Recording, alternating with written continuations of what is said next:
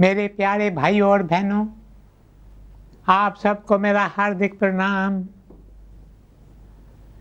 कल हम राधा कृष्ण की एक भक्त के विषय में चर्चा कर रहे थे जिसका नाम है जयदेव। जयदेव की माता का नाम था कमलाबाई और पिता का नाम था नारायण शास्त्री। वे दोनों सच्चे कृष्ण भक्त थे। कई वर्षों तक कमलाबाई की गोद सूनी रही। फिर श्री कृष्ण की कृपा से उनके यहाँ जयदेव का जन्म हुआ। वह बचपन से ही निराला बालक था। उसकी आंखों में अजीब सी चमक थी और होठों पर मुस्कान खिली रहती थी। वह जब कृष्ण नाम का कीर्तन सुनता था तो सब कुछ भूल जाता था।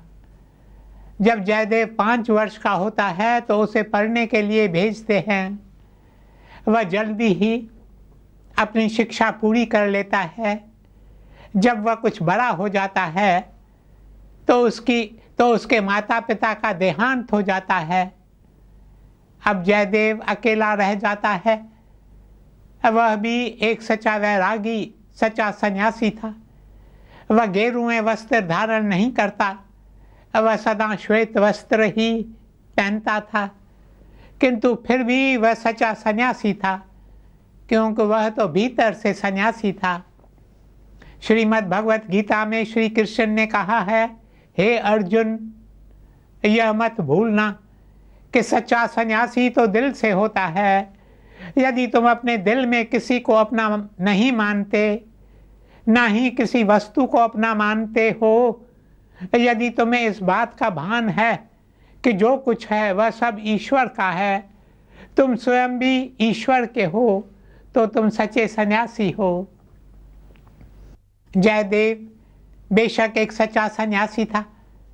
वह सारा समय कृष्ण भक्ति में डूबा रहता था। उसके पिता को एक ब्राह्मण ने कुछ रुपए उधार दिए थे। पिता के देहांत के बाद वह जयदेव के पास आकर कहता है, तुम्हारे पिता ने मुझसे कुछ पैसे उधार लिए थे, वे पैसे तुम सूद समेत मुझे लौटा दो या फिर इस दस्तावेज पर साइन करो। जब जयदेव उससे पूछता है, इस दस्तावेज में क्या लिखा है? ब्राह्मण कहता है, इसमें लिखा है, यदि मैं उधार के पैसे सूद समेत नहीं लौटा सकता तो मैं अपने घर का कब्जा निरंजन बाबू को देता हूँ। जयदेव को तो अपने घर से कोई मोह नहीं था। वह तो कृष्ण के स्मरण में मगन रहता था। वह कहता है, दस्तावेज इधर लाओ तो मैं साइन कर दूं। उसी समय कलम उठाकर दस्तावेज पर साइन कर देता है। यह देखकर निरंजन बाबू बहुत खुश होता है। वह मन ही मन कहता है, यह सारा घर अब मुझे मिल गया। अब वह दस्तावेज अपनी जेब में अभी डालता ही है कि तभी उसकी छोटी बेटी दौड़ती हुई आती है। बालिका बहुत डरी हुई थी। तब निरंजन कहता है, क्या बात है, तुम इतनी घबराई हुई क्यों हो? बालिका कहती है, पिताजी जल्दी चलिए, अचानक घर में आग लग गई है। यह सुनकर निरंजन बाबू भी घबरा जाता है। वह सोचता है, अब क्या करूं? जयदेव भी यह खबर सुनता है। उसके दिल में तो रत्ती भर द्वेष नहीं था। उसका हृदय तो बिल्कुल साफ था। वह तुरंत निरंजन के घर की ओर भागता है। वह जलते हुए घर के भीतर प्रवेश करता है। जैसे ही जयदेव घर में प्रवेश करता है तो आग बुझ जाती है। ऐसा लगता है मानो सब सपना था। निरंजन बाबू के घर का सामान भी सही सलामत था। यह सब देखकर निरंजन बाबू को ताज्जुब होता है। वह स्वयं से कहता है, जयदेव में कोई ऐसी शक्ति है जो आग को बुझा सकती है। जयदेव लगता है कृष्ण का सच्चा भक्त है। इन विचारों से निरंजन बाबू की आंखें भीग जाती हैं। वह जयदेव के चरणों में गिर पड़ता है, दस्तावेज फाड़ देता है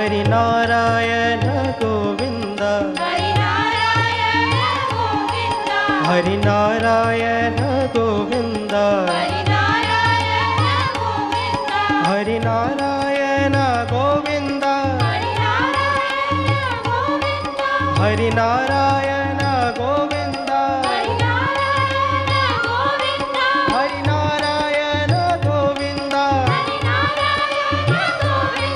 हरि नारायण गोविंद हरि नारायण गोविंद हरि नारायण गोविंद हरि नारायण गोविंद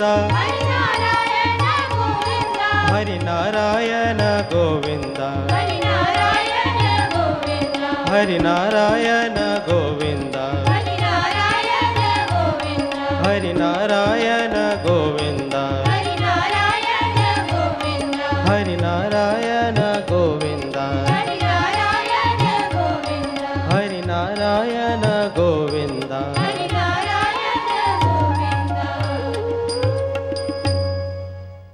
मेरे प्रियजनों, एक दिन जयदेव को पीने के लिए पानी नहीं मिलता।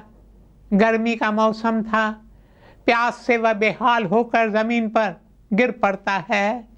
उस समय वहाँ से एक सुंदर बालक गुजरता है। वह जयदेव को पानी पिलाता है। प्रभु अपने भक्तों की कैसे संभाल करते हैं। जयदेव तो नाम में मगन था। एक दिन वह कल्पना में नीला पर्वत देखता है। फिर वह देखता है यमुना नदी के किनारे श्याम सुंदर बांसुरी बजा रहे हैं। उसी समय जयदेव के मुख से एक गीत निकलता है। उसी गीत से एक पुस्तक का आरंभ होता है। ऐसा कहा जाता है कि उस समय जयदेव को प्रभु के 10 अवतारों का दर्शन होता है। जयदेव उनकी स्तुति करता है और अंत में जय जगदीश हरे गाता है। फिर वह अपनी आंखें खोलता है तो क्या देखता है? वृंदावन तो कहीं दिखाई नहीं दे रहा।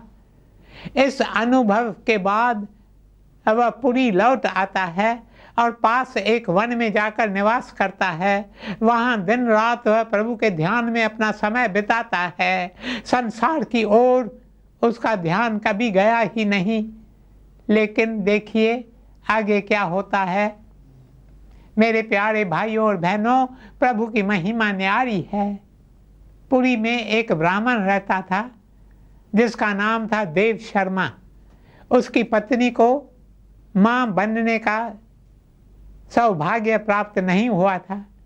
एक दिन देव शर्मा जगन्नाथ के मंदिर में जाकर भगवान को प्रार्थना करता है, हे प्रभु, यदि तुम्हारी इच्छा हो, यदि तुम दया करो तो कृपया मेरी पत्नी की सूनी गोद भर दो।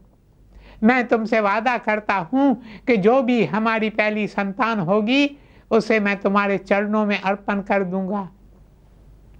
फिर जल्दी ही देव शर्मा की पत्नी एक बेटी को जन्म देती है। उसके बाद उनके वहाँ बेटों का जन्म होता है। सभी बच्चे सुशील और मधुरभाषी थे। बच्चों के दिल में भी प्रभु के प्रति भक्ति थी। मेरे प्यारे भाइयों और बहनों, देव शर्मा की बेटी अब धीरे धीरे बड़ी होने लगती है। देव शर्मा कहते हैं, मेरी बेटी बड़ी हो गई है, मैंने अपना कर्तव्य पूरा किया। यह कन्या मेरी नहीं है। मैंने जगन्नाथ को वचन दिया था कि अपनी पहली संतान को मैं उनके चरणों में भेंट कर दूंगा। अब कन्या बड़ी हो गई है, मुझे उसे ईश्वर के चरणों में अर्पण कर देना चाहिए। अब वह कन्या को जगन्नाथ के मंदिर ले आता है और वह मंदिर के पुजारी को सारी बात बताता है। फिर वे दोनों जगन्नाथ के पास आकर कहते हैं, आज हम आपकी अमानत आपको सौंपने आए हैं, कृपया इसे स्वीकार करें। उसी दिन रात को वे दोनों एक ही सपना देखते हैं। सपने में देव शर्मा जगन्नाथ को देखता है जो उससे कहते हैं, मैंने तुम्हारी भेंट स्वीकार की है। यह कन्या आज से मेरी है, किंतु मैं चाहता हूँ कि इसका विवाह कर दिया जाए। किसके साथ? विवाह कर दिया जाए, विवाह कर दिया जाए जयदेव के साथ। सुबह जब देव शर्मा मंदिर के पुजारी के पास आकर अपने सपने का वर्णन करता है, तब पुजारी कहता है यह सपना बिल्कुल सच्चा है, क्योंकि कल रात मैंने भी यही सपना देखा। मेरे प्यारे भाइयों और बहनों, जयदेव तो ठहरा एक वैरागी, आज यहाँ तो कल वहाँ। जयदेव जिसने गृहस्थ जीवन की कभी कल्पना भी नहीं की, किंतु देव शर्मा तो प्रभु के आदेश अनुसार जयदेव की खोज करने लगता है। तब उसे पता चलता है आजकल जयदेव पुरी से थोड़ी दूर वन में रहता है। देव शर्मा उसे खोजते खोजते वहाँ पहुँच जाता है। वह जयदेव से अपने सपने का वर्णन करता है और कहता है आज से ये कन्या मेरी नहीं तुम्हारी है। इस पर जयदेव कहता है मुझसे ऐसी बातें मत करो, मुझे गृहस्थ जीवन में कोई रुचि नहीं है, विवाह की बातें मैं क्या जानूं। यदि आप लोग मुझसे ऐसी बातें करेंगे तो मैं यहाँ से भाग जाऊंगा। जयदेव की बातें सुनकर देव शर्मा जगन्नाथपुरी के मंदिर के प्रधान पुजारी को अपने साथ लेकर आता है। पुजारी भी जयदेव को वही बात कहता है, किंतु जयदेव उनकी बात नहीं मानता। तब देव शर्मा कहता है मैंने अपना वचन पूरा किया और प्रभु के कहे अनुसार अपनी कन्या को यहाँ लेकर आया हूँ। अब मैं इसे अपने साथ नहीं ले जा सकता। देव शर्मा की बेटी का नाम था पद्मावती। वह उससे एक पेड़ की ओर संकेत करते हुए कहता है पद्मावती तुम इस पेड़ के नीचे खड़ी रहो, ये तेरे पति हैं, तेरे प्राण आधार हैं, तुम इससे दूर मत होना, तुम साए की तरह इसके पीछे पीछे घूमती रहना, क्योंकि इस पल से तुम इसकी हो गई हो। अब तुम हमारी कन्या नहीं हो, तुम इसकी पत्नी हो, ये जगन्नाथ का आदेश है। अपनी कन्या को वहाँ छोड़कर देव शर्मा घर लौट जाता है। उधर पद्मावती पेड़ के नीचे खड़ी है। जयदेव उससे कहता है बालिका जल्दी ही रात हो जाएगी, फिर तुम रात कहाँ गुजारोगी। वन में अकेली रहना बहुत कठिन है, इसलिए तुम अपने घर लौट जाओ। तब Padmavati the very picture of purity, the very picture of patience.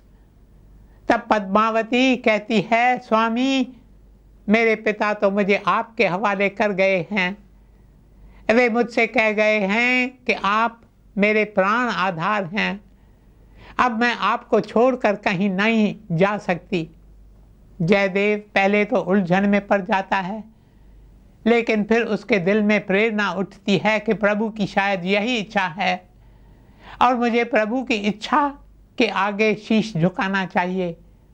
न मेरी इच्छा पर तेरी इच्छा, तेरी इच्छा पूर्ण हो। इच्छाओं के दौरान से अब अपने मन को मोड़ ले, अपने मन की इच्छाएं सभी उसकी रज़ा पे छोड़ दे।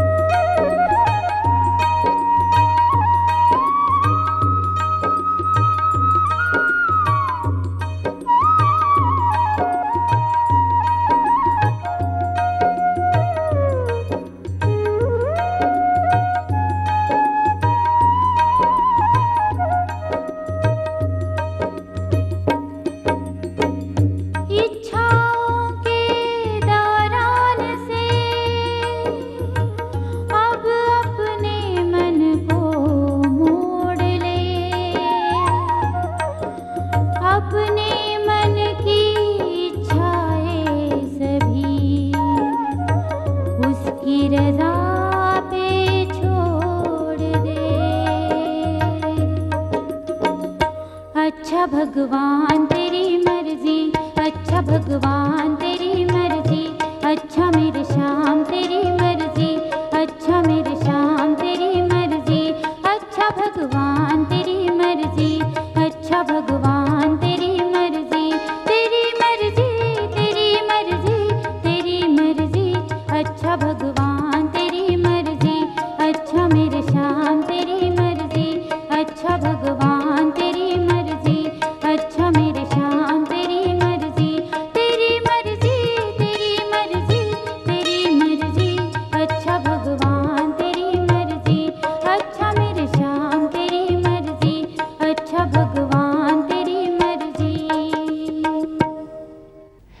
प्यारे भाइयों और बहनों, सच्चे सन्यासी का यही रहस्य है। आप में से जो गृहस्थी हैं उन्हें कितने कष्टों का सामना करना पड़ता है, उन्हें कितनी तकलीफ़ों से गुजरना पड़ता है। यदि आप लोगों के दिल और होठों पर सदा ये मंत्र रहे, तेरी इच्छा पूर्ण हो, तेरी इच्छा पूर्ण हो, तो आप गृहस्थी होकर भी सन्यासी बन सकते हैं। हाँ, तो जयदेव कहता है सबसे बढ़कर है प्रभु की इच्छा। वह पद्मावती से कहता है आओ हम तुम्हारे पिता के घर चलते हैं और रीत अनुसार विवाह करते हैं, उनका आशीर्वाद लेकर फिर तुम मेरे साथ रहना। दोनों जाते हैं, उनका विवाह होता है। विवाह के अवसर पर जयदेव दुखियों, दरिद्रों, अपाहजों और पशु पक्षियों की सेवा करता है। आजकल देखिए विवाह के अवसर पर कितना धन खर्च करते हैं। अफसोस कुछ लोग मुझे मिलते हैं और बड़े शान से कहते हैं हमने अपनी बेटी के विवाह पर पूरे 5 करोड़ रुपए खर्च किए हैं। ये बात मेरे दिमाग में तो उतरती ही नहीं। इतने सारे पैसे विवाह पर कैसे खर्च करते हैं? 5 करोड़ रुपए खर्च करना कोई आसान बात नहीं है। मेरे पास यदि कोई 50 लाख लेकर आए, पहले तो मैं 10 बार सोचूं इसे कैसे खर्च करेंगे। संस्था के सेक्रेटरी को बोलूँगा और उनसे सलाह मशवरा करूँगा। पहले तो उनसे कहूँगा प्रोजेक्ट रिपोर्ट बनाओ तो मैं तुम्हें पैसा दूँ। मेरे प्यारे भाइयों और बहनों, आजकल विवाह पर अंधाधुंध खर्च करते हैं। फूलों पर, हार श्रृंगार पर, पार्टीज पर। आजकल विवाह का उत्सव पूरा 1 सप्ताह चलता रहता है। मुझे कहते हैं पहले रिंग सेरेमनी होती है, उसमें खर्च करेंगे 50 लाख रुपए। मेहंदी पार्टी पर खर्च करेंगे 50 लाख रुपए। इस तरह लाखों रुपए पानी की तरह बहाए जाते हैं। लेकिन जयदेव कहता है विवाह एक पवित्र बंधन है। इस अवसर पर देवता स्वयं आते हैं। उन देवताओं को तुम प्रसन्न करो, और देवताओं को प्रसन्न करने के लिए सबसे पहली ज़रूरी बात है मांस आहार और मदिरापान से दूर रहो। दुखियों, दरिद्रों, दीनहीन और पशु पक्षियों की सेवा करो।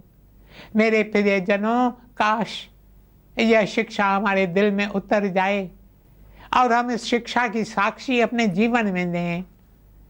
मेरे प्यारे भाइयों और बहनों, अब मैं देख रहा हूँ मेरा समय समाप्त हो रहा है। आगे जयदेव के जीवन में क्या होता है इसकी चर्चा कल करेंगे। ओम शांति शांति शांति।